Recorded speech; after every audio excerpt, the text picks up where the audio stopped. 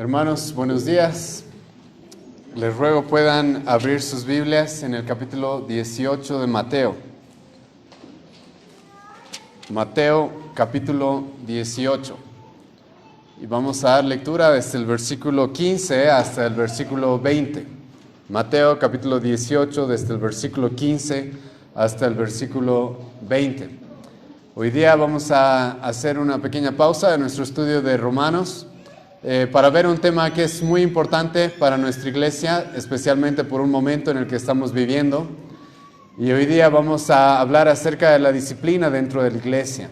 La disciplina dentro de la iglesia. ¿Cómo es que la iglesia debe lidiar con el pecado? ¿Cómo es que la iglesia debe llamar al arrepentimiento? ¿Cómo es que la iglesia está llamada a cuidarse, a purificarse e incluso a actuar, aunque a muchos les va a sonar muy duro quizás más adelante, pero actuar como el Señor nos ha mandado actuar respecto a pecadores que no están dispuestos a arrepentirse, pero que aún así se llaman cristianos? Así que, hermanos, les ruego abran sus Biblias, Mateo 18, versículo 15 al 20. Pero antes de comenzar, como siempre, vamos a hacer una oración, ¿sí? Te agradecemos, Señor, esta mañana por tu misericordia y por un tiempo que nos das un tiempo nuevo que nos das este domingo para aprender tu palabra. Te pedimos, Señor, que tú nos guíes en este estudio que vamos a hacer en esta sección del Evangelio de Mateo.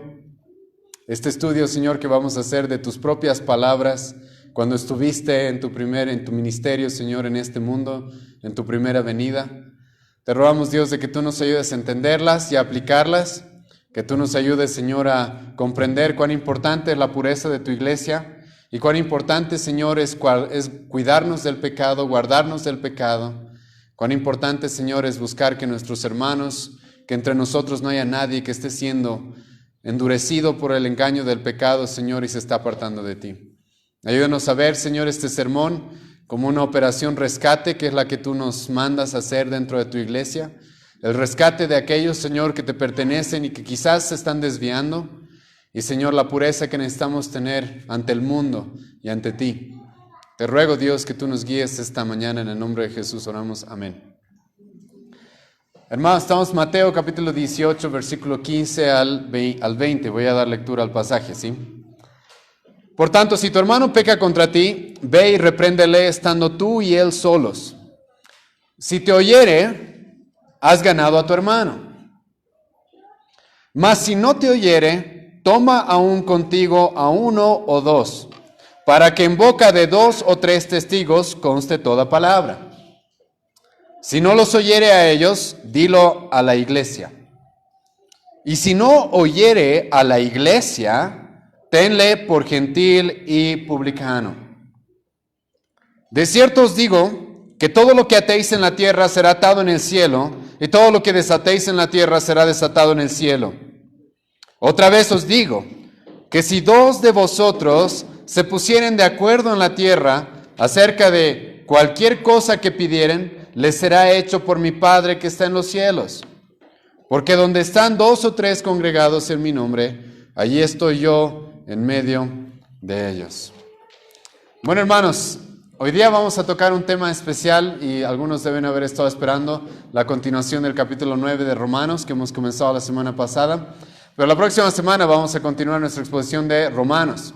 Pero por una circunstancia que estamos viviendo como iglesia y porque queremos que toda la iglesia pueda conocer qué es lo que Jesucristo dice acerca de la disciplina dentro de la iglesia, hemos decidido el día de hoy predicar este pasaje en Mateo 18, versículo 15 al 20. Y lo que vamos a responder hoy día, hermanos, una de las preguntas que vamos a responder es ¿cómo es que la iglesia debe lidiar con el pecado?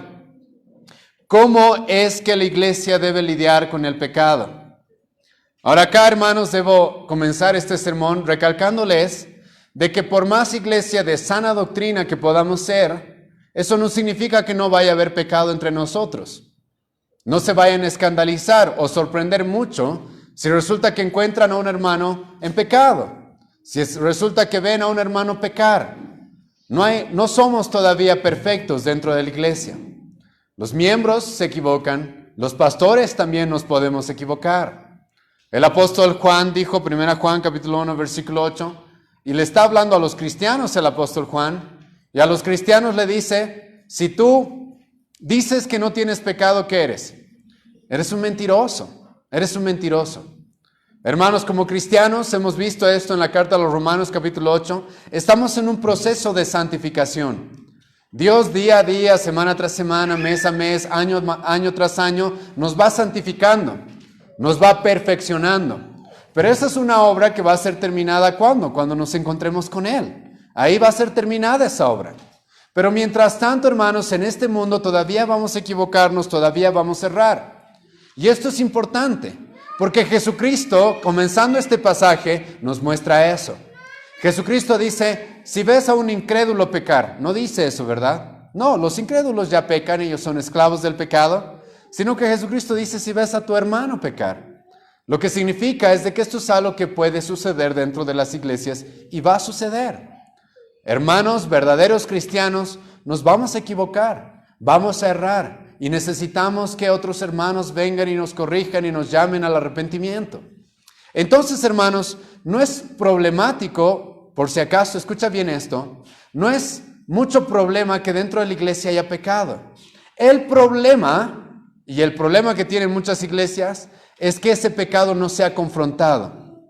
Pecado va a existir, pero lo que hace que una iglesia realmente sea sana y bíblica es de que la iglesia va a lidiar con el pecado. Hay muchas iglesias en las cuales hay pecado, pero nadie hace nada. Y ese es un problema en el cual estamos viviendo en nuestros días. Una iglesia sana, hermano, no es una iglesia donde no va a haber pecado, pero es una iglesia donde el pecado se va a confrontar, donde se va a lidiar con el pecado. Pero lamentablemente vivimos en una época en la que en la mayoría de las iglesias ven pecado y no hacen nada. Ven pecado y no dicen nada. Incluso en muchas iglesias se conoce que los pastores mismos están en pecado recurrente y no quieren cambiar. Siguen engañando, siguen estafando, siguen robando y nadie dice nada y nadie hace nada. En algunas iglesias, lamentablemente, ven el pecado y lo único que hacen es murmurar. Y hay iglesias las cuales son conocidas por tener muchos miramientos, como se les dice comúnmente. Entonces ven a un hermano pecar y toda la iglesia está murmurando sobre ese pecado, pero nadie va y confronta ese pecado. Nadie va y se enfrenta a tal hermano y lo llama al arrepentimiento con amor, pero con firmeza. Entonces ese es un problema en el cual nosotros nos encontramos en nuestra época. Un problema mayor todavía es de que en muchas iglesias se conoce el pecado y se socapa el pecado. Se socapa el pecado. Se lo intenta ocultar. Eso normalmente pasa a veces dentro de los grupos de jóvenes, etc. Los jóvenes pecan e incluso se les excusa. Y se les dice, ay, es que son jóvenes, ¿qué vamos a hacer? Así son ellos. Entonces se socapa su pecado, se murmura sobre el pecado quizás, pero no se lo enfrenta y se lo confronta como la Biblia nos manda que hagamos. Algunas iglesias son tan hipócritas que se hacen llamar iglesias de santidad y supuestamente están predicando contra el pecado, están predicando en contra de la mundanalidad, están predicando a favor de la santidad, pero jamás han puesto por obra lo que hoy día vamos a ver en Mateo 18. Y eso es muy hipócrita. Y lo digo de manera pública. A esas iglesias que se llaman de santidad supuestamente, pero jamás han puesto por obra lo que Mateo 18, versículo 15 en adelante nos dice. Y ese es un problema con el cual nos encontramos en nuestra época. Y esta es una de las razones por la cual la iglesia en general, no estoy hablando específicamente de nuestra iglesia, sino estoy hablando de la iglesia en general, es conocida ¿por qué? ¿Por cuán justos somos? No. Lamentablemente la iglesia en nuestra época es conocida por su pecado. Y entonces tú sales a la calle y le predicas a los incrédulos y normalmente su pretexto preferido para no hacerse cristianos es ¿cuál? Los cristianos son peores que los no cristianos. Entonces yo conozco un cristiano, siempre te dicen, pero que yo sé que vive y vive, hace esto y hace aquello y estafa y roba y miente y no cambia y su iglesia no hace nada y siguen así. Y es por la falta de disciplina dentro de la iglesia, es por la falta de lo que vamos a ver hoy día en Mateo 18, que la iglesia es conocida lamentablemente por el pecado y no realmente por su justicia. Pero eso tiene que cambiar, eso tiene que cambiar. El pecado, hermanos, no es algo en lo que muchos caen, sino se ha convertido en la forma en la que muchos supuestos cristianos viven y no se les dice nada. No se les dice absolutamente nada, sino que se los deja seguir viviendo, incluso aunque estén en el liderazgo. He escuchado de una denominación muy conocida en nuestra ciudad, la cual uno de sus pastores violó a alguien. ¿Y qué hizo la denominación? ¿Qué hizo la iglesia? Lo ocultó a ese pastor, lo socapó, lo mandó a otro lugar para que no le hagan problema y no lo enjuicien. Y todavía sigue siendo pastor ese hombre. Y como esos casos hay muchos en nuestra época, lamentablemente. ¿Y esto por qué es? ¿Por qué? Porque la mayoría de las congregaciones en nuestra ciudad nunca han lidiado con el pecado de la forma en la que deben hacerlo. En mi experiencia, nunca vi hacer lo que en Mateo 18 dice Jesucristo acá. Nunca he visto que se cumpla lo que Mateo 18. He estado en más de 5 iglesias en toda mi vida. Y nunca he visto que se excomulgue a alguien en algún momento. ¿Alguna vez han visto eso, hermanos? Levante la mano, hermano. ¿Quiénes han visto la disciplina eclesiástica en alguna iglesia? Un hermano. Que no sea de nuestra iglesia, ¿sí? O que haya estado en otras iglesias. La mayoría de la gente no. La mayoría de la gente no ha escuchado, nunca ha visto ponerse en práctica Mateo 18. Ahora, ¿qué será lo que la Biblia nos dice respecto a cómo debemos lidiar con el pecado? Quizás nos mandará a quedarnos callados, a no decir nada, a cerrar los ojos.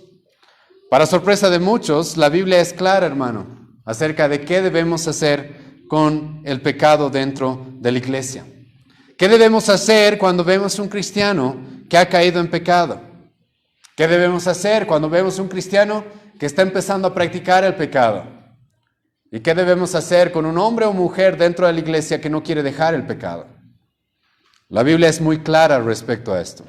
Y hoy vamos a ver esto en este pasaje. Y ahora, a diferencia, hermanos, de lo que muchos creen, la disciplina dentro de la iglesia no es algo malo. Es más, la primera vez que prediqué este sermón lo titulé La esperanza y la bendición de la disciplina dentro de la iglesia. Porque es una bendición lo que Cristo nos dice acá. Y realmente nos da esperanza y le da esperanza a los pecadores. A diferencia de lo que muchos creen que es algo malo, es algo negativo, la Biblia lo presenta como algo positivo y algo necesario por el bien de la iglesia y por el bien de los pecadores. Y hoy día, hermanos, vamos a dividir este sermón en cinco títulos. Primero vamos a ver las objeciones que se dan a la disciplina dentro de la iglesia. Segundo, vamos a ver el propósito de la disciplina. Tercero, vamos a ver el modo, cómo se debe actuar, cómo debe ser la disciplina eclesiástica. En cuarto lugar, vamos a ver con qué autoridad la iglesia hace esto. Y en quinto lugar, vamos a ver los beneficios de la disciplina. Y déjenme tocar primero el tema de las objeciones. Mucha gente se va a oponer a lo que hoy día vamos a predicar y voy a hablar acerca de algunas de las objeciones que nos presentan. Una de las objeciones, hermanos, que se da para lidiar contra el pecado es una frase que se ha hecho muy popular en los últimos años. Y a muchas personas les ha llamado la atención y les parece una frase bíblica incluso. Algunos han dicho que la iglesia, tú quieres lidiar con el pecado en la iglesia y te dicen esto. Pero es que la iglesia no es un museo de santos, es un hospital de pecadores.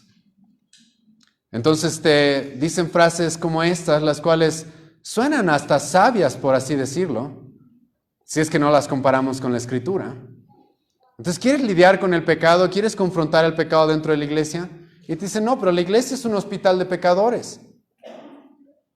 La iglesia es un lugar más o menos donde es típico que la gente peque y así debe ser. No es un museo de santos.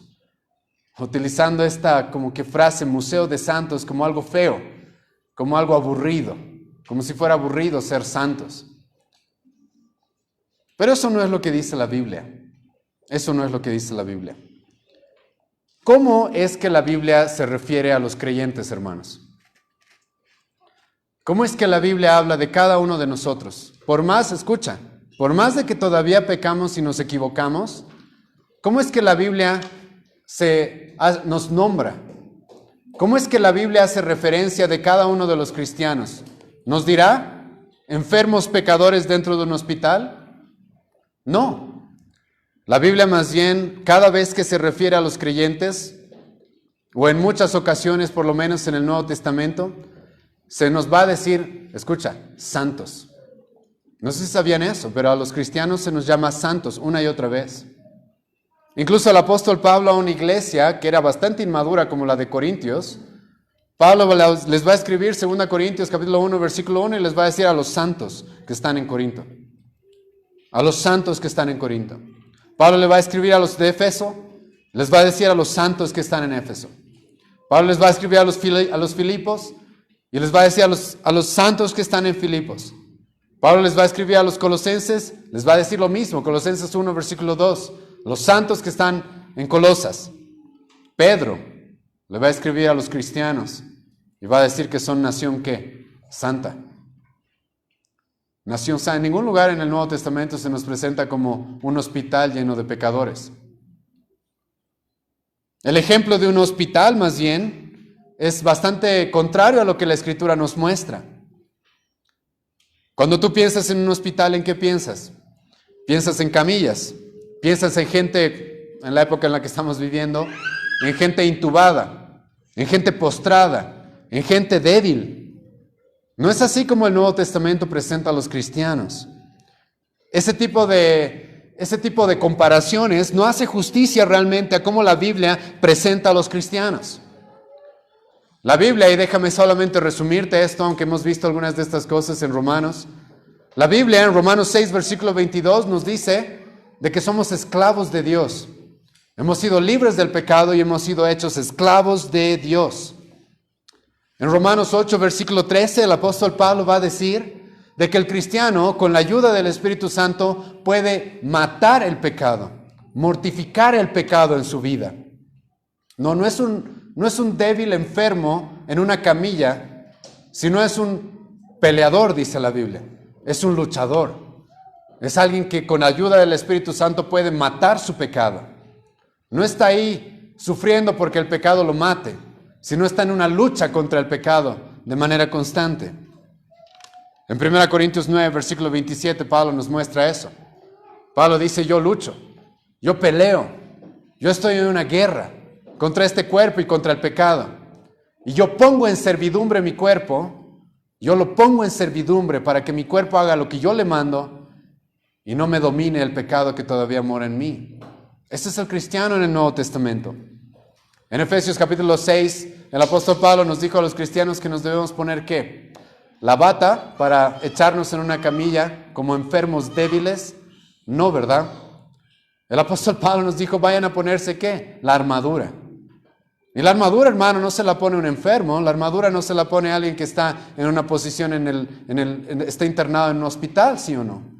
La armadura se la pone alguien que está en una guerra, está dirigiéndose hacia la batalla. Por eso es que la Escritura no va a dudar en presentarnos no como enfermos débiles, sino como soldados de Jesucristo. Pablo le va a decir a Timoteo, tú pelea la batalla como buen soldado de Jesucristo. Sufre como buen soldado de Jesucristo, según a Timoteo, capítulo 2. Pablo mismo va a decir, he peleado la buena batalla. He peleado la buena batalla al final de su vida. La iglesia no es un hospital, la iglesia es un campo de batalla,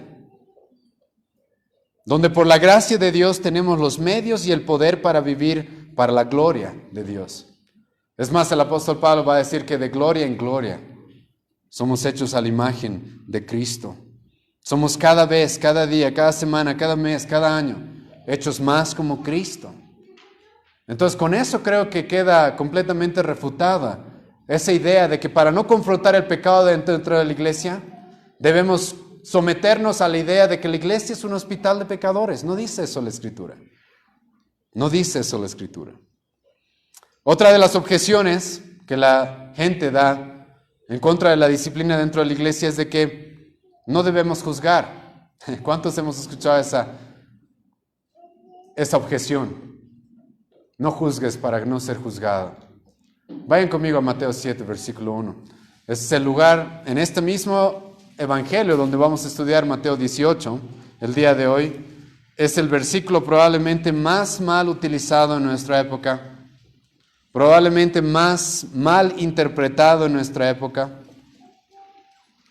Jesucristo en Mateo 7, versículo 1, escucha lo que dice: no juzguéis para que no seáis juzgados. Y entonces, la iglesia y muchos pastores, lamentablemente, han interpretado ese versículo diciendo que no se puede hablar del pecado.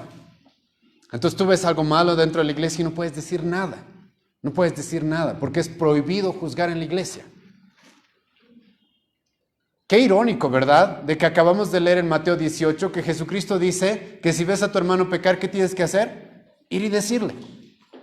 Y en el mismo evangelio encontramos este versículo y los hacemos contradecirse. Eso es lo que hacen normalmente los falsos maestros. Y entonces utilizan este versículo de manera completamente incoherente a su contexto amplio y dicen: no se puede juzgar, no podemos juzgar. Pero ¿qué tal si leemos lo que Jesucristo dice en los siguientes versículos? Mateo 7, versículo 1: no juzguéis para no ser juzgados, porque con el juicio con el que juzgáis seréis juzgados, y con la medida con que medís os será medido. Escucha, hemos expuesto este pasaje, el pastor José lo va a exponer en el Sermón del Monte más adelante. No vamos a negar, hermanos, de que dentro de la iglesia lo que Jesucristo sí está diciendo acá es de que tienes que tener cuidado cuando juzgas. El juicio no puede ser a la ligera. El juicio no puede ser así nomás, basado en murmuraciones, basado en ignorancia. No, el juicio tiene que ser con cuidado, dice Jesucristo acá. Y ahora escucha a Jesucristo qué es lo que va a decir versículo 3 en adelante. ¿Y por qué miras la paja que está en el ojo de tu hermano y no echas a ver la viga que está en tu propio ojo? ¿Con qué está lidiando acá, hermanos, Cristo? Está lidiando con la hipocresía. Está lidiando con los judíos, los fariseos específicamente, que vivían juzgando a las personas, pero ellos mismos no solucionaban sus propios pecados. Hombres hipócritas, los cuales juzgaban a las personas cuando ellos mismos cometían lo mismo. Lo que Pablo nos dijo en Romanos capítulo 2, hemos estudiado eso hace bastante tiempo. ¿Se acuerdan? Pablo les dijo a los judíos, Romanos 2, versículo 17 en adelante: tú que te dices judío, tú que te dices maestro, tú que le dices a la gente no adulteres, ¿tú qué haces? Adulteras. Tú que le dices a la gente no robes, ¿tú qué haces? Tú robas. Cristo está lidiando con eso, hermanos, en Mateo 7. Está lidiando con ese juicio hipócrita, ese juicio de personas que ellos mismos roban, pero van y le quieren enseñar a la gente a no robar. Y entonces Cristo, ¿qué dice? Quítate la viga de tu ojo y entonces ve, escucha bien esto, versículo 4. ¿Cómo dirás a tu hermano, déjame sacar la paja de tu ojo y he aquí la viga en el ojo tuyo? Escucha versículo 5. Hipócrita, saca primero la viga de tu propio ojo y no juzgues a nadie. No dice eso Cristo, escucha lo que dice. Saca la viga de tu propio ojo y entonces verás bien para sacar la paja del ojo de tu hermano. Entonces Cristo aquí no está diciendo prohibido juzgar, Cristo está diciendo prohibido juzgar hipócritamente. Y más bien tú soluciona el pecado en el que estás y entonces ve y ayuda más bien a tu hermano a solucionar su pecado. Entonces claramente este versículo no está prohibiéndonos de juzgar. Es una falsa, una mala interpretación que se da. Y como dije, ¿cómo yo podría cumplir, escucha, el mandamiento que tengo en Mateo 18 de si veo a mi hermano pecar, ir y decirle, si en el mismo evangelio Cristo me dijo no juzgues? ¿Cómo podría hacer eso? ¿Cómo podría hacer eso? Por eso ves personas que cometen algo sumamente absurdo y ilógico, no se dan cuenta a veces. Entonces van y le dicen al hermano, creo que has mentido, pero no te estoy juzgando. Ya lo has juzgado. Si le dices que ha mentido, que es un mentiroso, ya lo has juzgado. Y luego, pero no te estoy juzgando, es una incoherencia. Y eso es por qué, por no interpretar la Biblia en su contexto amplio, en el contexto en el cual ha sido escrita.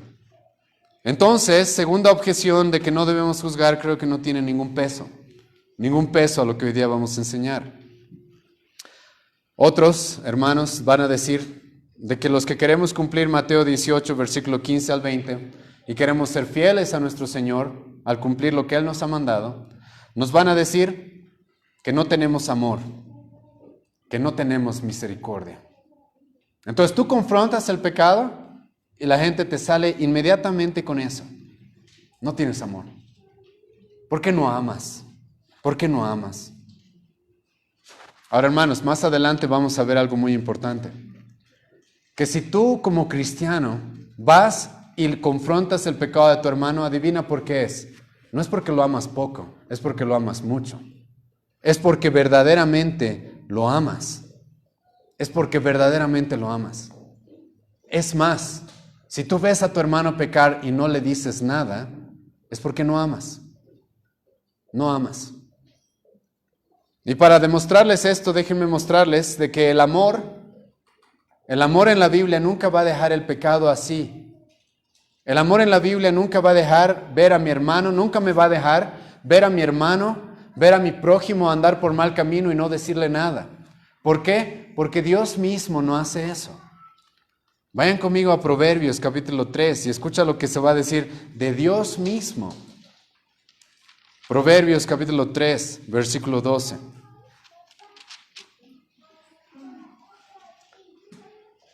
Porque Jehová dice al que ama, ¿qué hace?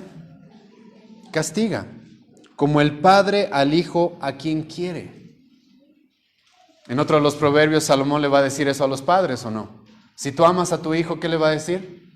Lo castigas, lo disciplinas, lo corriges. Si lo odias, no lo corriges. Entonces, hermanos, la corrección no es sinónimo de odio, es sinónimo más bien de amor.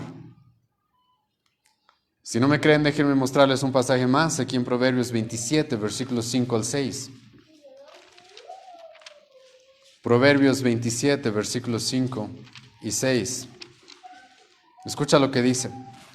Mejor es la reprensión manifiesta que amor oculto.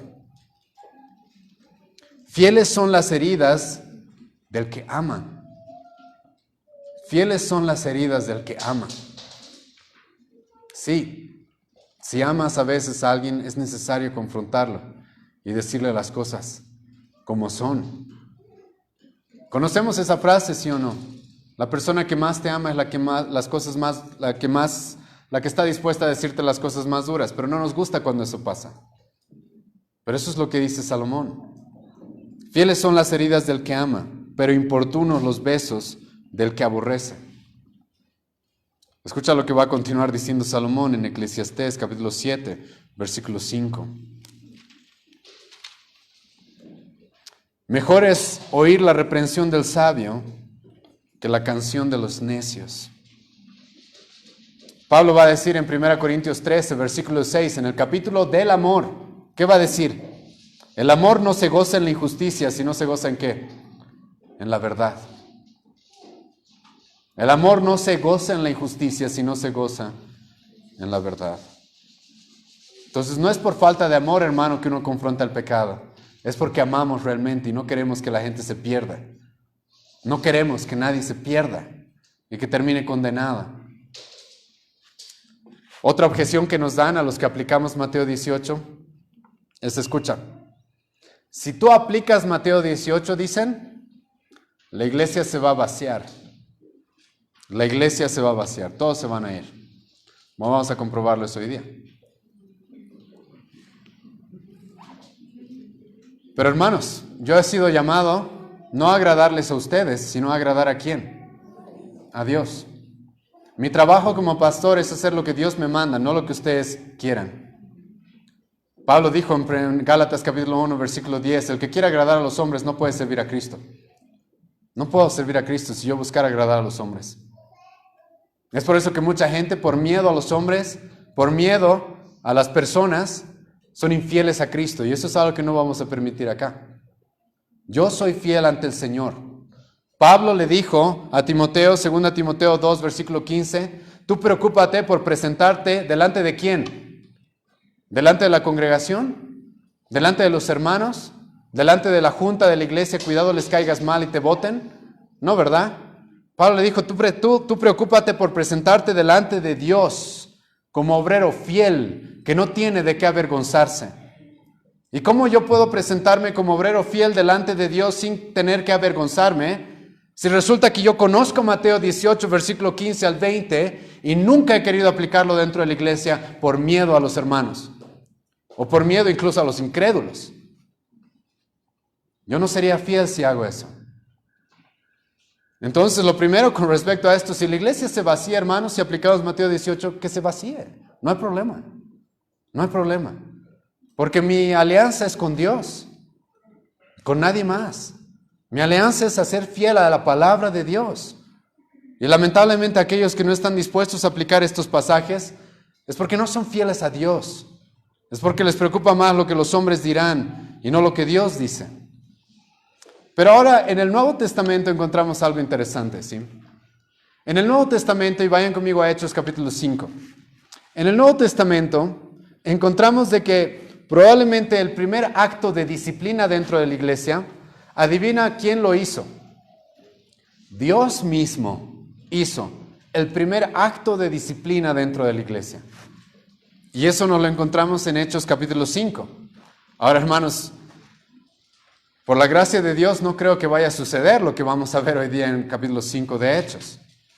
En el capítulo 5 de Hechos, desde el versículo 1 al 11, nos encontramos con dos personajes que conocemos como Ananías y Zafira.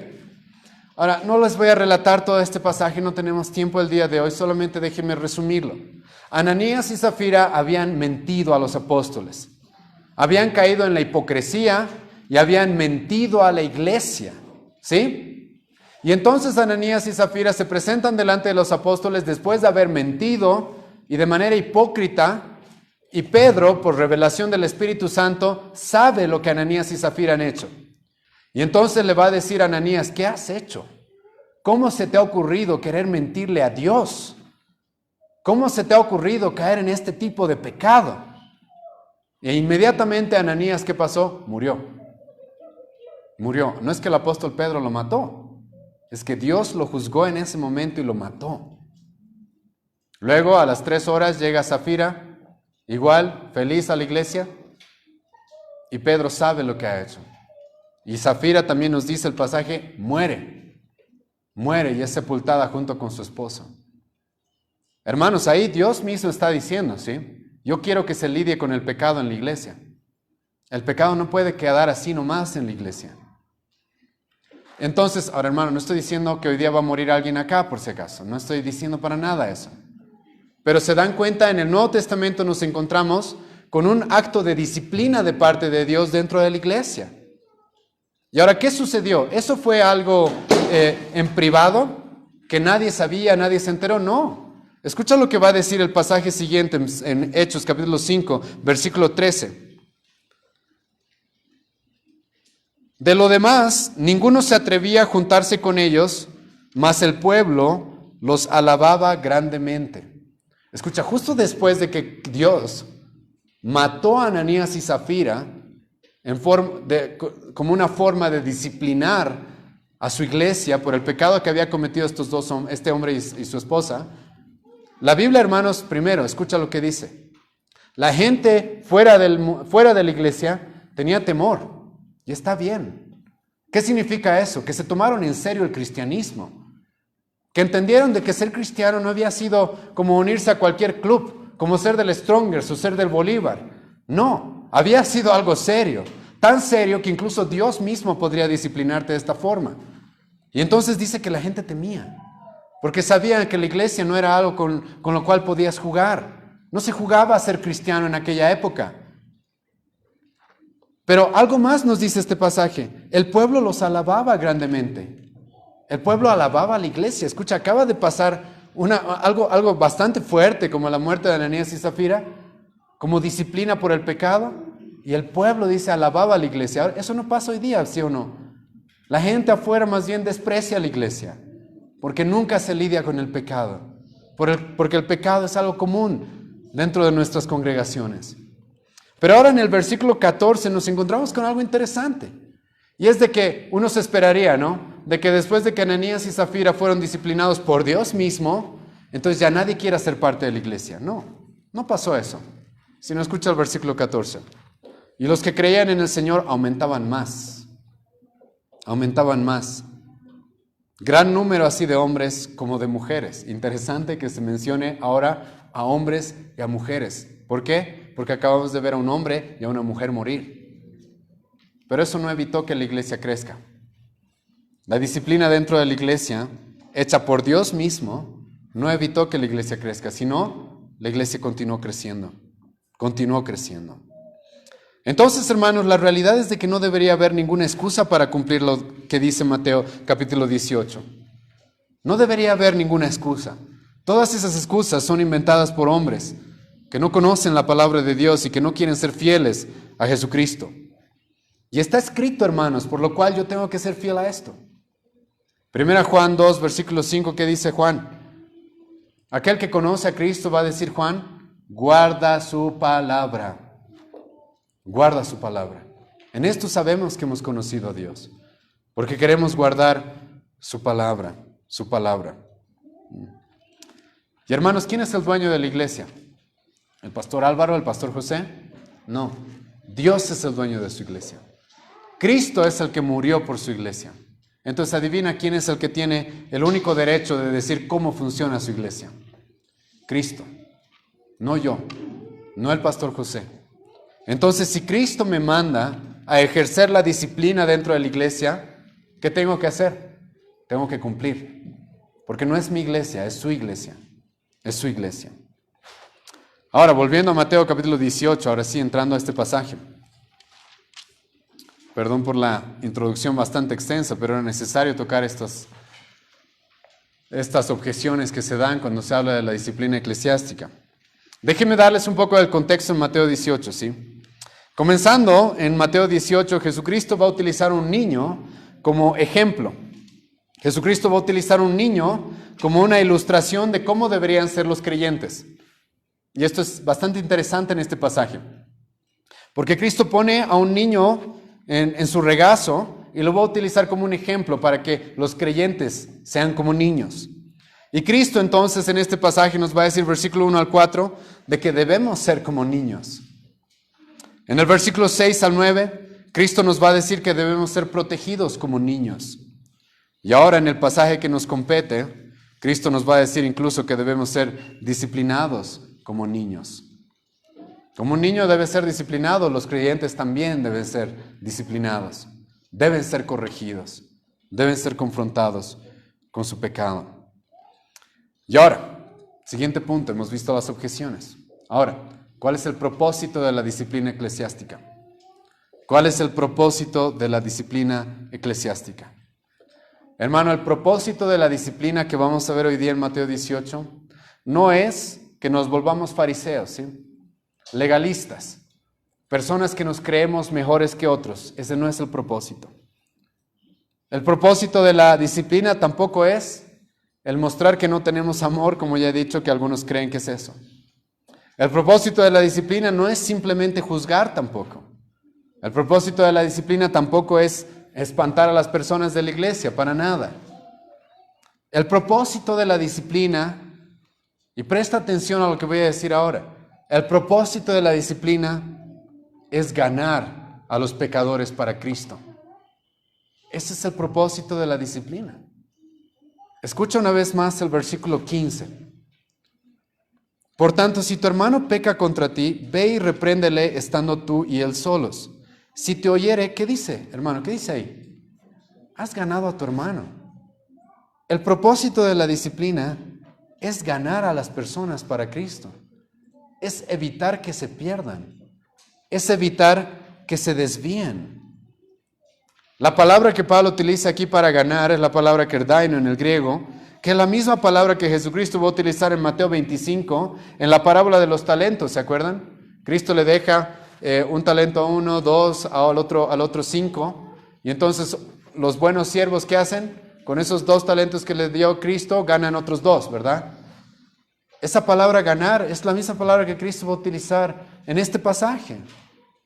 Y hace referencia a que la disciplina es con la intención, es una buena intención. Con un propósito muy positivo. Es porque queremos ganar a las personas para Cristo. Es la misma palabra que Pablo va a utilizar en 1 Corintios 9, versículo 19 al 20, cuando va a hablar de ganar personas para el Evangelio, ganar personas para la iglesia, para el cuerpo de Cristo.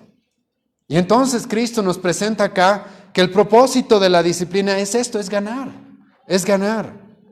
Cuando alguien está en pecado, como cualquiera de nosotros, hoy día hemos visto eso con el pastor José, todos los cristianos tenemos que orar, líbranos del mal, guárdanos de la tentación. ¿Por qué? Porque somos tentados. Satanás está como león rugiente a nuestro alrededor, viendo a quién puede devorar. Entonces corremos peligro los cristianos, peligro que los incrédulos no corren. Nosotros corremos peligro. Nosotros tenemos que lidiar con más tentaciones, con más ataques.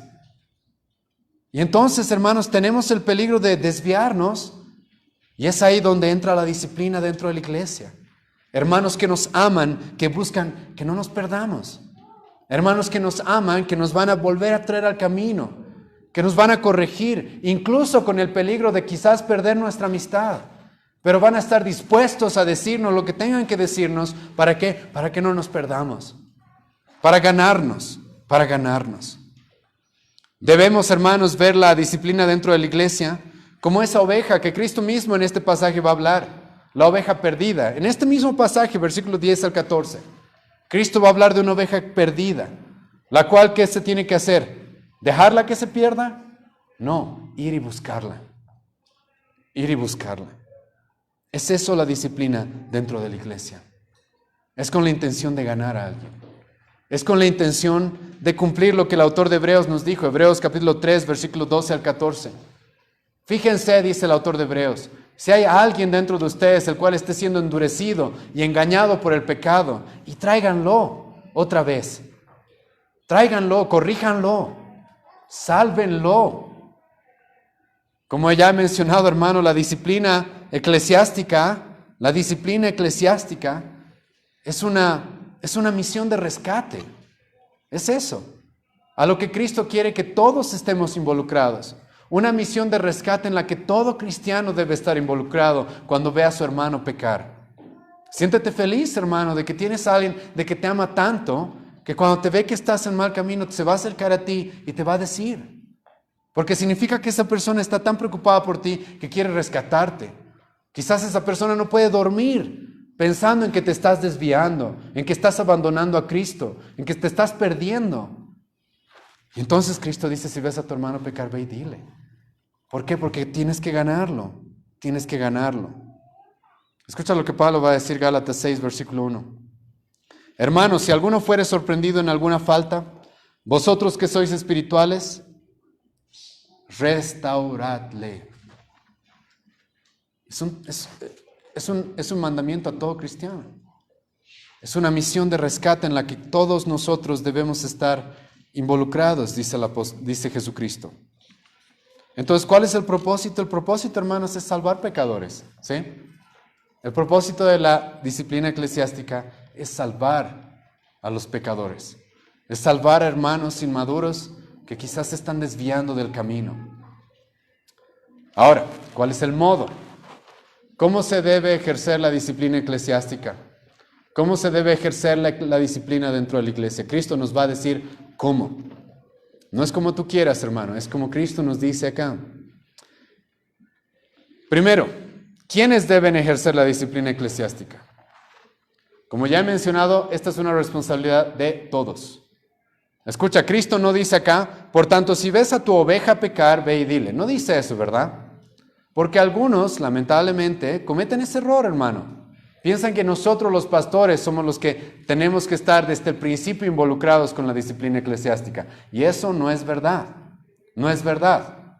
Algunos de ustedes cometen ese error. Ven a un hermano pecar y ¿qué hacen? Me vienen a contar a mí. Me vienen a contar a mí. No es lo que Cristo te dice acá, hermano. Lo que Cristo te dice acá es tú ve y dile. Tú ve y dile. Después, si quieres, me llamas, hermano. Pero no antes. Y la responsabilidad, ¿quiénes deben ejercer la disciplina dentro de la iglesia? Jesucristo la pone en cada cristiano. La responsabilidad la tiene cada hermano. Por eso Cristo dice, si ves a tu hermano pecar. No dice si ves a tu oveja. No dice si ves a tu miembro pecar.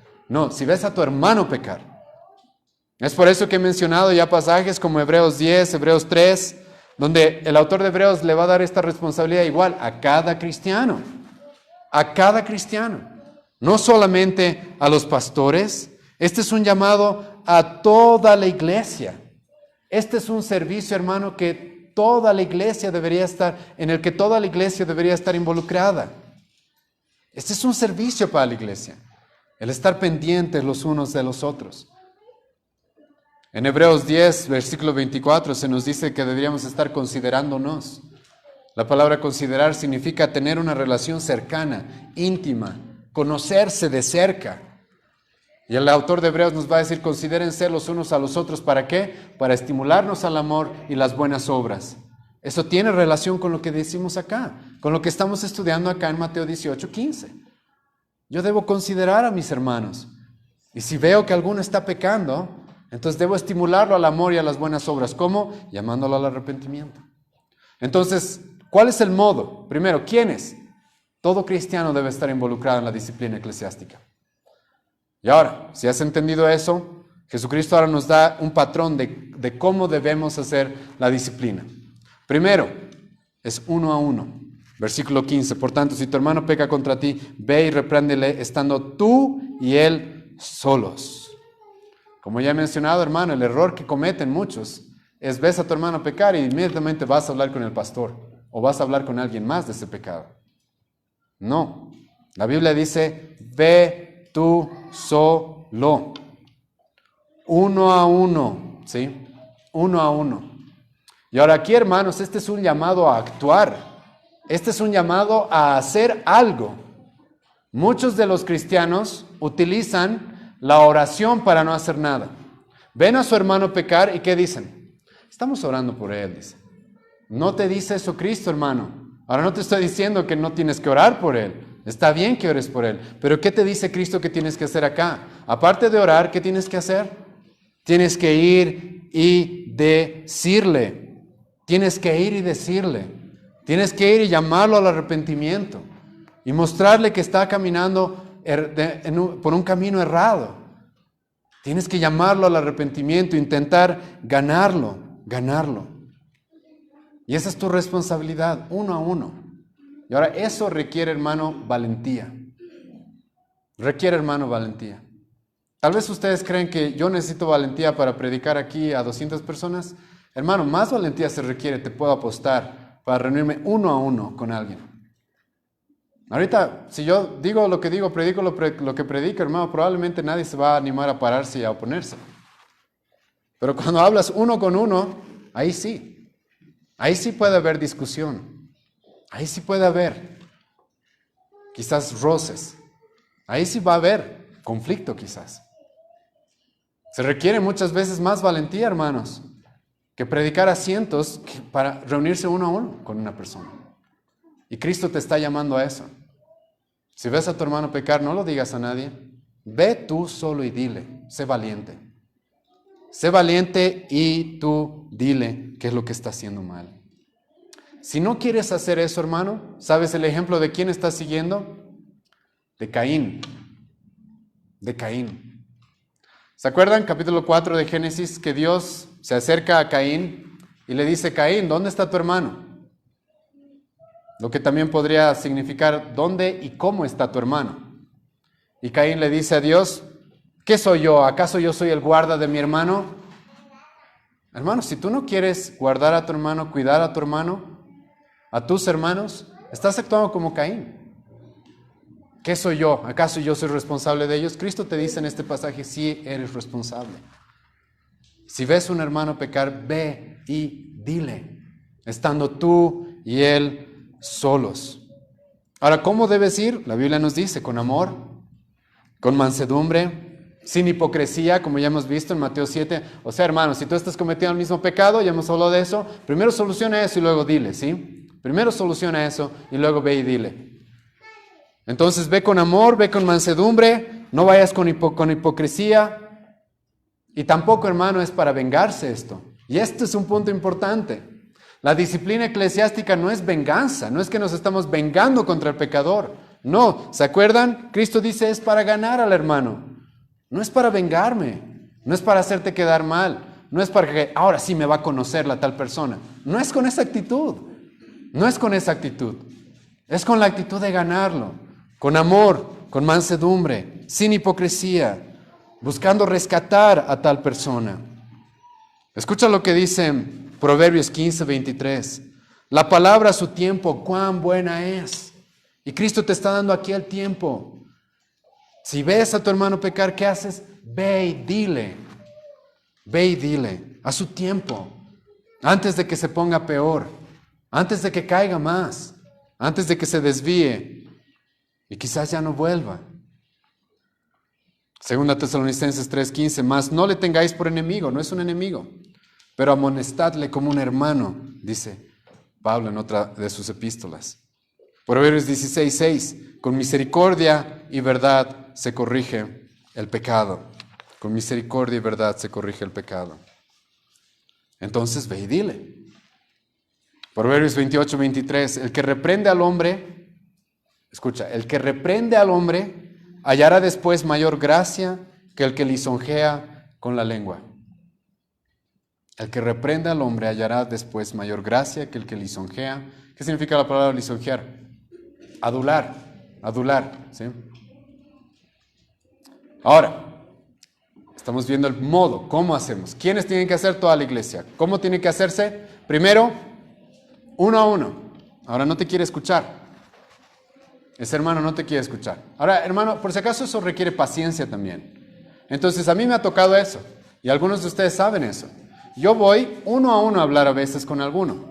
No porque sea pastor, sino porque soy hermano también dentro de la iglesia. Entonces veo a un hermano pecar y voy uno a uno. ¿Y qué hago?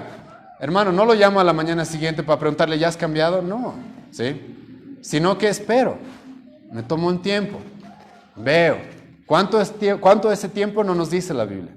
Podrían ser 3 meses. Podrían ser 6 meses. No lo sé. Entonces esperamos. Con calma. Con paciencia. Y muchos han sido testigos de que así actuamos en la iglesia. Es con mucha paciencia. Pablo le dijo a Timoteo, es con paciencia. No es inmediato, yo no puedo forzar a las personas a vivir de la manera correcta. Yo le voy, le llamo al arrepentimiento y luego espero que reaccione. Pero no reacciona. Ya ha pasado un buen tiempo y se ve que sigue en el mismo pecado y no quiere cambiar. ¿Qué sucede? La buena noticia, hermano, es de que todavía hay esperanza. Todavía hay esperanza. ¿Por qué? Escucha el versículo 16 de este capítulo 18 de Mateo. Mas si no te oyere, toma aún contigo 1 o 2, para que en boca de 2 o 3 testigos conste toda palabra. ¿Qué está diciendo Cristo acá? Todavía hay esperanza, hermano. ¿Cuál es la esperanza ahora? Que vayan entre 2 o 3 personas a llamarle al arrepentimiento a este hermano. Y ahora, ¿por qué aquí se mencionan los testigos? ¿Por qué es necesario testigos? Hemos leído al principio en nuestra primera lectura este día, Deuteronomio 19, específicamente versículo 15, hermano. Hermano, si tú tal vez has ido uno a uno con otro hermano a confrontarle el pecado y este hermano no ha cambiado, ¿sí? No ha habido cambio, hay una probabilidad de que tú te hayas equivocado, ¿sí? Existe la probabilidad de que tal vez tú no estás viendo bien las cosas si lo tienes que volver a acusar. Entonces es necesario agarrar testigos, otros hermanos que conozcan que esa es la situación, que estén de acuerdo contigo y sepan que tal hermano otra vez está en tal pecado y no ha querido cambiar. Entonces, ya con testigos, con más autoridad, pueden ir y hablarle, llamarlo al arrepentimiento. Pueden ir y hablarle, llamarlo al arrepentimiento. ¿Es eso lo que Jesucristo dice acá? Entonces, ¿no te quiso escuchar a ti solo? Consigue 2 o 3 personas más y vayan juntos a llamarlo al arrepentimiento. Vayan juntos a confrontarlo. Ahora, quizás no quiere escuchar todavía. Quizás aún todavía no quiere escuchar. Entonces, ¿qué hacemos? ¿Qué hacemos? Versículo 17. Si no los oyere a ellos, dilo a la iglesia. Y si no oyera a la iglesia, tenle por gentil y publicano. Entonces resulta que ya se le ha dicho uno a uno, se le ha dicho con testigos. ¿No quiere todavía? ¿Qué hay que hacer? Hay que hacerlo público. Hay que hacerlo público. ¿Sí? Hay que decirlo a la iglesia. Es por eso, hermanos, obviamente no es el único motivo, pero de vez en cuando en la iglesia tenemos asamblea de miembros. Y cuando tenemos nuestra asamblea de miembros, si hay algún caso como este, es el momento en el que lo hacemos público. Y algunos de ustedes han visto ya eso. Y lo hacemos público. Ahora, ¿para qué lo hacemos público? ¿Para que todos murmuren y todos hablen mal del hermanito? No. El punto es de que ahora, si no ha querido escuchar a uno, no ha querido escuchar a 2 o 3, ahora va a tener que escuchar a toda la iglesia. La idea es que toda la iglesia lo va a buscar y lo va a llamar al arrepentimiento. Toda la iglesia, de alguna u otra forma, lo va a buscar y le va a decir que está mal, que cambie, que se arrepienta. Entonces esto es importante porque aún hay esperanza. Y hermanos, yo les puedo asegurar de que llegar a este punto es muy extraño, es raro, no es algo que va a suceder cada semana. Es raro. Porque normalmente uno a uno vas y ya está. Vas con 2 y ahí ya fue. Ya que toda la iglesia te busque, creo que eso debería ser suficiente o no. Debería ser suficiente. Y es muy raro incluso llegar ya a ese punto. Porque el Espíritu Santo mismo ya te convence de que estás haciendo mal. Entonces hay esperanza todavía. Se lo hace público. La iglesia debe saber lo que está sucediendo. Y aquí hay un punto importante. Cristo dice, díselo a la iglesia. No dice, díselo a todo el mundo, ¿sí? A la iglesia. Esto todavía no es algo que se hace público hacia los de afuera. Como vamos a ver más adelante, la excomunión sí es pública. Pero cuando nosotros queremos que el hermano vuelva al camino, le decimos a la iglesia con la intención de que la iglesia lo busque, todos los hermanos lo busquen. Escucha lo que el apóstol Pablo dice en 2 Tesalonicenses 3:14. Si alguno no obedece por medio de esta carta, a este señaladlo. Pablo dice de que eso es necesario en algún momento. Es necesario señalar, apuntar con el dedo a tal persona y decir tal persona no está andando bien y que toda la iglesia lo sepa. ¿Para qué? Para que lo busquen, lo llamen al arrepentimiento. Escucha 1 Timoteo 5, versículo 20. A los que persisten en pecar, repréndelos delante de todos. Delante de todos. Eso es algo que comenzó con Cristo aquí en Mateo 18, en el Nuevo Testamento, pero que se va repitiendo en las epístolas. Entonces hay que señalarlo. Hay que reprenderlo delante de todos. Sí. Pero ahora, ¿qué pasa si esa persona todavía no quiere? Está tan dura, está tan metida en el pecado, que uno a uno ya se le ha dicho, se ha ido con testigos, ya se le dijo a toda la iglesia ya lo buscó para llamarlo al arrepentimiento, y aún así no quiere cambiar, quiere continuar en su pecado. ¿Qué hay que hacer, hermanos? Hay que botarlo de la iglesia. Eso es lo que dice Jesucristo. Escucha lo que dice el versículo 17. Si no los oyere a ellos, dilo a la iglesia. Y si no oyere a la iglesia, tenle, ¿qué dicen? Por gentil y publicano. ¿Qué significa eso, hermano? ¿Qué es lo que significa en el contexto de Jesucristo? ¿Quiénes eran los gentiles? No eran gente amable, por si acaso, hermano. Esa es otra palabra. ¿Quiénes eran los gentiles? Eran extranjeros. Gentiles se le llamaba a aquellos que no son parte del pueblo de Dios. Entonces Cristo dice, si hay alguien dentro de la iglesia, que ha llegado al punto en que toda la iglesia la ha llamado al arrepentimiento y no quiere, de manera pública, tal persona no es parte del pueblo de Dios. No es parte de la iglesia. No es parte, no es miembro, no es cristiano. No es parte del pueblo de Cristo.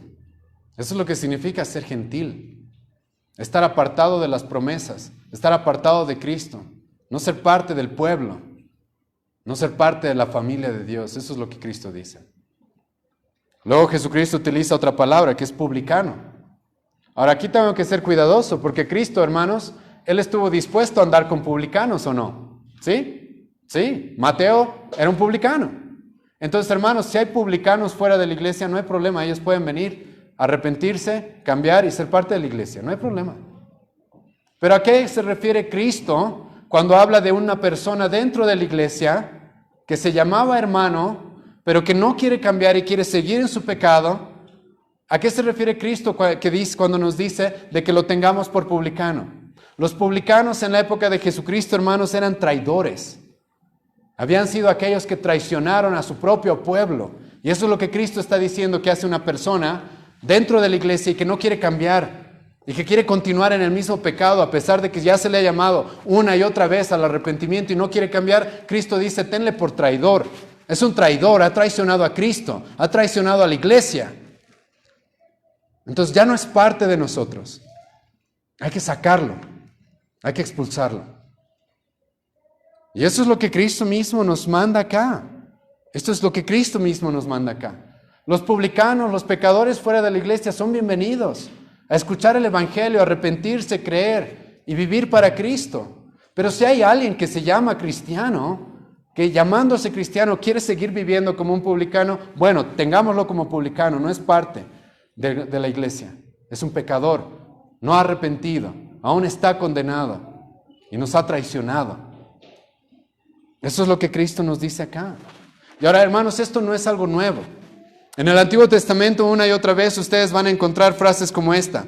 Quítenlo del pueblo. Quítenlo de entre ustedes.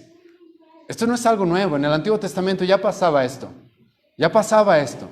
Había ciertos pecados por los cuales se pedía al pueblo que se organice y quiten a tal persona del pueblo y que ya no sea parte del pueblo. Esa era la excomunión. La excomunión. En los primeros 4 libros de la Biblia, por lo menos 20 veces se nos habla de eso. Por lo menos 20 veces se nos habla de una persona siendo expulsada de la comunión del pueblo de Dios. Pero ahora, hermanos, tengo que explicar algo que es muy importante, ¿sí? Y es qué significa ser expulsado del pueblo de Dios. ¿Qué significa ser expulsado de la iglesia? Y para eso les voy a rogar que vayan conmigo a 1 Corintios 5. 1 Corintios capítulo 5.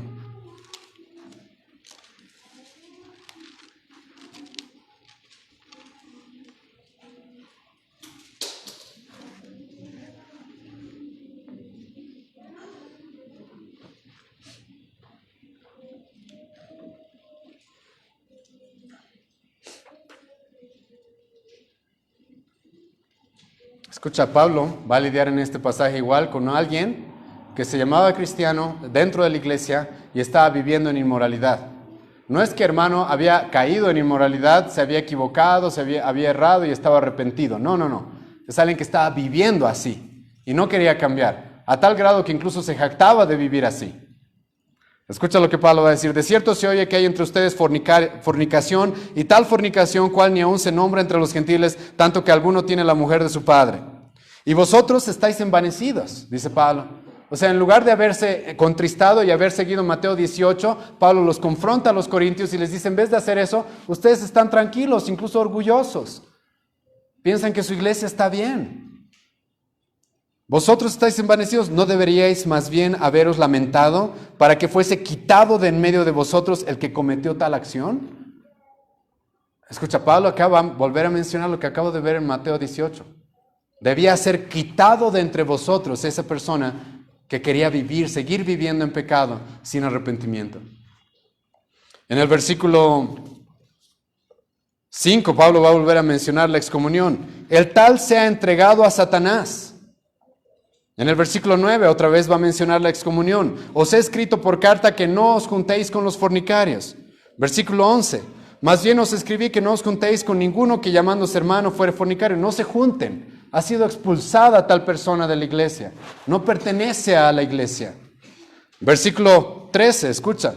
Porque a los que están fuera Dios juzgará. Quitad pues a ese perverso de entre vosotros.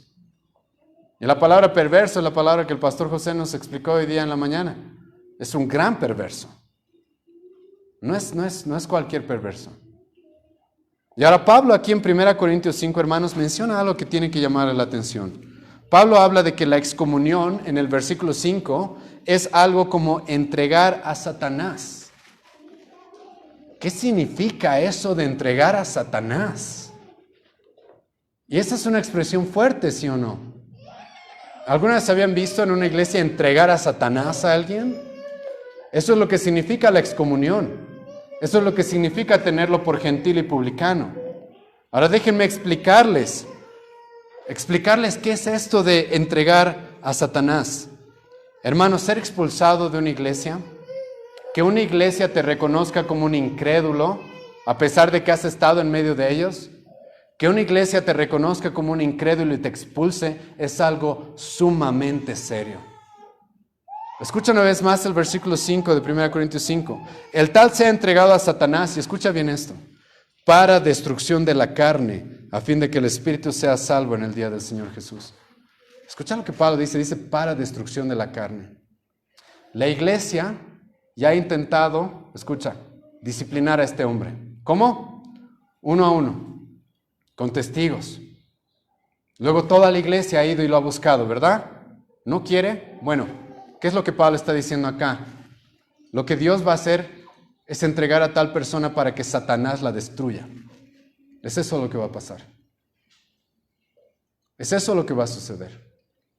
Hace poco tuve una reunión con un hombre al cual hoy día vamos a excomulgar. Y yo le dije eso. Lo que te espera, por si acaso, no significa de que la iglesia sola escritura ya no te recibe y ahora te puedes hacer parte de otra iglesia. No, no, no. Lo que significa es de que van a pasar una de estas dos cosas. O Dios te va a destruir para condenación, o Dios te va a disciplinar de manera tan severa para que vuelvas a tus cabales y vuelvas al camino. Pero va a ser una disciplina sumamente severa. Así como si nos hubieran entregado a Satanás, literal. Algo que nos puede ayudar a ilustrar esto, ¿se acuerdan lo que le sucedió a Job? Cuando Dios le dio permiso a Satanás que vaya y toque su vida. Eso es algo que ilustra eso. Esa persona ha salido de la gracia de Dios, en la cual Dios nos protege, nos guarda. Esa persona podría llegar al extremo del pecado, al extremo de la destrucción, incluso corporal, físicamente hablando. Satanás podría zarandearlo como él quisiera. Es algo muy serio ser expulsado de una iglesia. No es de que me salgo de esta iglesia y ahora me voy a otra, no es así.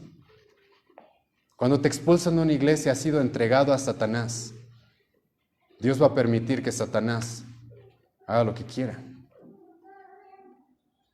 Es grave, hermanos. No es algo que se puede tomar a la ligera. Pero ahora, después de haberles explicado un poco de la gravedad de ser expulsado de la iglesia, quiero hacerles notar de que aún hay esperanza. Aún hay esperanza.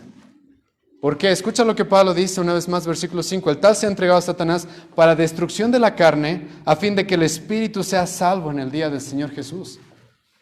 Pablo dice, y sabe esto, de que la disciplina que Dios, si esa persona que hemos votado realmente es cristiana, realmente es un escogido de Dios, es un hijo de Dios, Dios lo va a disciplinar de tal forma que esa persona vuelva al camino. Dios lo va a disciplinar de tal manera que como el hijo pródigo, quizás un día se levante a punto de comer comida de cerdos y entonces vuelva a sus cabales. Todavía hay esperanza entonces, pero ya sale de nuestra jurisdicción, ya sale de la jurisdicción de la iglesia. La iglesia ya hizo lo que tenía que hacer. Entonces Dios se hará cargo de esa persona y les puedo asegurar que lo va a hacer de manera muy severa, muy severa. Pablo dice, 1 Timoteo 1:20, Himeneo y Alejandro los entregué a Satanás para que aprendan a no blasfemar. Y la buena noticia, en 1 Corintios 5, es de que este hombre que fue entregado a Satanás, en 2 Corintios capítulo 2, adivinen qué sucedió. Gracias a Dios volvió. Así que todavía hay esperanza, hermanos. Todavía hay esperanza para ese pecador. Ahora, cuarto punto del día de hoy. ¿Con qué autoridad la iglesia hace esto? Y perdón, hermanos, que me estoy extendiendo un poco, pero es un tema un poco extenso. ¿Con qué autoridad la iglesia hace esto? ¿Con qué autoridad la iglesia expulsa? Alguien va a pensar esto, y alguna vez alguien me dijo algo así. ¿Con qué autoridad? ¿Qué derecho tienes tú para hacer esto? ¿Qué derecho tiene la iglesia de votar a alguien que no se quiere arrepentir? Escucha, Cristo mismo nos da la autoridad. ¿Sabías eso? Cristo mismo nos ha dado esta autoridad. Escucha el versículo 18 al 20 de este pasaje. Mateo 18, pero ahora 18 al 20. Y una vez más, es uno de los pasajes igual sumamente mal interpretados, hermano. Hermano, ¿en qué contexto estamos?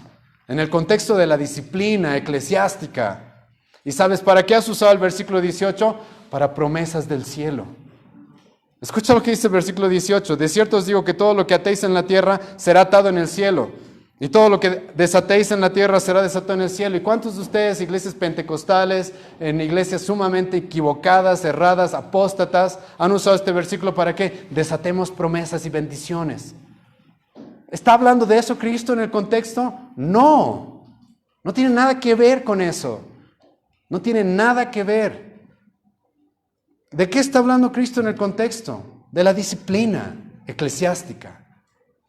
Cristo dice, escucha, cuando la iglesia se reúne y llega a la decisión de que tal persona no es cristiana, lo que Cristo nos dice acá, el cielo está diciendo lo mismo.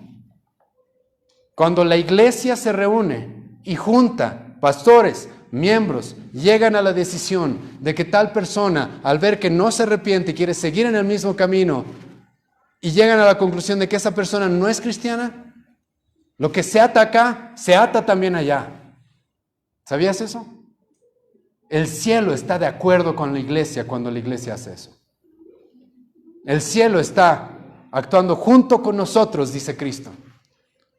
Cuando se expulsa a alguien, Dios mismo está expulsando a esa persona. Cuando se le dice a tal persona, tú no eres cristiana, Dios mismo está diciendo, tú no eres cristiano. Por eso con la reunión que tuve con este hombre, que vamos a expulsar hoy día, yo le dije eso, o sea, tú te podrás decir cristiano afuera, podrás decirte cristiano en las redes sociales y compartir versículos, pero no eres. Y si la iglesia ha llegado a la conclusión de que no eres, no importa lo que digas, porque el cielo mismo está diciendo que no eres. Dios mismo está diciendo que esa persona no es cristiana. Porque lo que se ata aquí, se ata también en el cielo. Lo que se desata acá, se desata también en el cielo. Versículo 19, otra vez os digo, que si dos de vosotros se pusieren de acuerdo en la tierra acerca de cualquier cosa que pidiereis, les será hecho por mi Padre que está en los cielos. Y el versículo 20, otro versículo sumamente mal interpretado. Porque donde están dos o tres congregados en mi nombre, allí estoy yo en medio de ellos. Ahora, hermano, deja de usar este versículo para no venir a la iglesia, ¿ya? Entonces, ¿qué? Es que estamos tú y yo, amorcito, en la casa y es suficiente. ¿Para qué necesitamos ir? No tiene nada que ver con eso, hermano. No tiene nada que ver con eso. ¿Qué está diciendo acá Cristo? Que cuando la iglesia se reúne para disciplinar a alguien, ¿quién está con nosotros? Cristo. Aunque la iglesia fuera de 3 personas, escucha. Aunque la iglesia fuera de 3 personas. Si la iglesia se reúne y llega a la decisión de que tal persona no es cristiana, Cristo está ahí, diciendo lo mismo. Cristo nos está acompañando en esa decisión. Espero, hermanos, les haya ayudado a dejar de malinterpretar este versículo, ¿sí? Este versículo está en el contexto de la disciplina eclesiástica. Ahora, ¿con qué autoridad lo hacemos? Con la autoridad de Cristo, la autoridad que Cristo le ha dado a su iglesia. Ahora, ¿cuáles son los beneficios? Esto lo voy a resumir, ¿sí? Para no alargarme mucho. Como ya he mencionado, hermanos, Dios utiliza la disciplina para traer a sus verdaderos hijos al camino. Y los va a traer, les puedo asegurar. Quizás ya te sucedió esto. Quizás ya estabas como que queriéndote desviar y un hermano vino, te habló, te dijo y volviste al camino, hermano. ¿Gloria a Dios o no? ¿Sí o no? Fue por tu bien. Gracias a Dios que hay cristianos bíblicos que quieren cumplir lo que Cristo dice acá y que no te ven mal y te dejan nomás. ¿Sí o no? Cristo, hermano, los beneficios son de que la iglesia te va a guardar. A los verdaderos cristianos Dios los va a guardar de esta forma. Dios los va a guardar, los va a ganar. La disciplina nos da esperanza, hermanos. Cada vez que veo a un hermano que se me acerca y me dice que tengo que cambiar en algo, hermanos, es wow, Dios me está guardando de que me aleje de Él. Dios me está protegiendo. Dios está evitando que mis pasos se desvíen. Otro beneficio de la disciplina eclesiástica es que revela quién es quién. A través de la disciplina eclesiástica es que nos damos cuenta quiénes son cristianos y quiénes no. ¿Quiénes son cristianos y quiénes no? Hermano, ¿sabes lo que tú no quieres? Incluso, tal vez no eres ni siquiera hermano, pero ¿sabes lo que no quieres? Lo que no quieres es un día llegar al cielo, cuando mueras o Cristo vuelva, y tú feliz pensando que estás yendo al cielo y que Cristo te diga, ¿qué? Yo no te conozco, no sé quién eres. Mejor que ahora te digan eso o no. Mejor que ahora te digan no eres cristiano o no, para que reacciones. ¿Sí o no?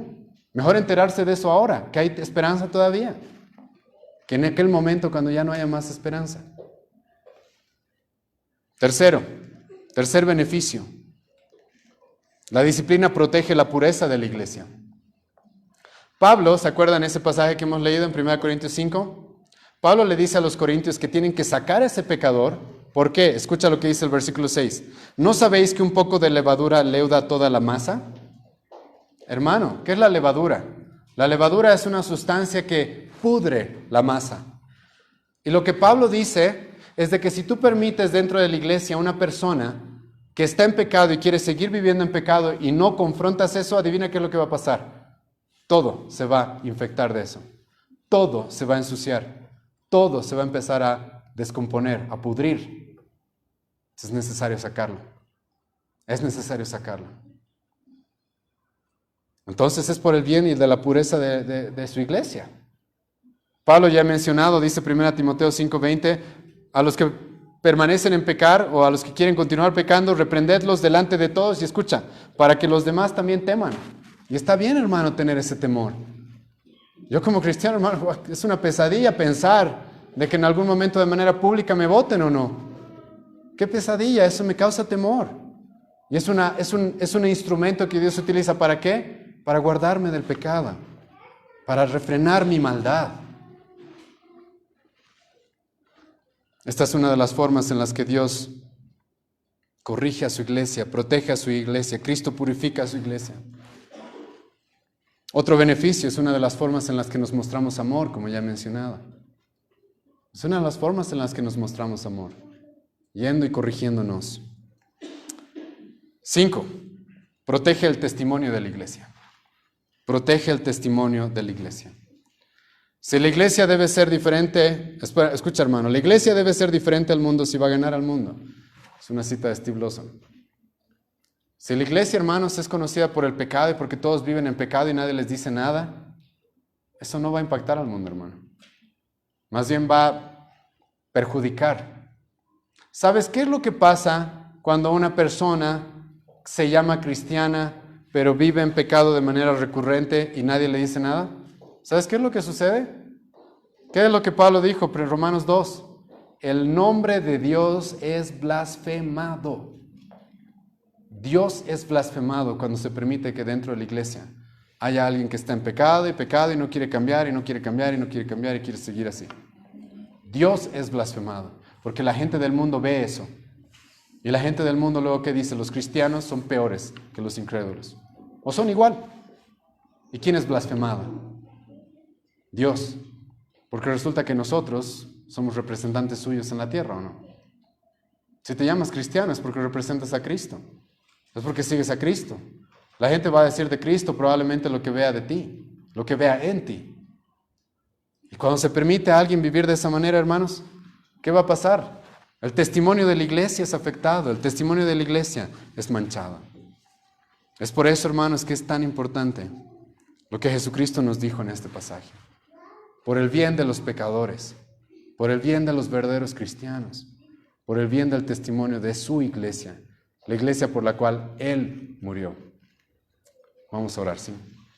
Te agradecemos, Señor, esta mañana por esta predicación que tú nos regalas, Dios, a través de este pasaje. Te agradezco, Dios, porque tú eres muy bueno y tú quieres proteger a tu iglesia, guardar a tu iglesia y estás buscando el bien, Señor, de los pecadores, Dios, al no dejarlos en su maldad, al no dejarlos en su horror, sino al equiparnos como iglesia para poder confrontar el pecado en amor, en mansedumbre, con la intención de ganar, Señor, a aquellos que se estén desviando. Ayúdanos, Dios, a tener corazones humildes cuando alguien nos venga y nos diga si estamos cometiendo algún pecado. Danos, Señor, corazones valientes para estar dispuestos a acercarnos uno a uno, con testigos, como una iglesia unida, por el bien, Señor, de aquellos que se están desviando. Yo te ruego, Dios, que nos des confianza en tu palabra. ¿Cuánta gente no tiene confianza en tu palabra el día de hoy, Señor, y por eso no están dispuestos a aplicarla? Haznos confiar en tu palabra, Señor, en que tú sabes cómo debe funcionar tu iglesia, porque es tu iglesia. En el nombre de Jesús oramos, amén.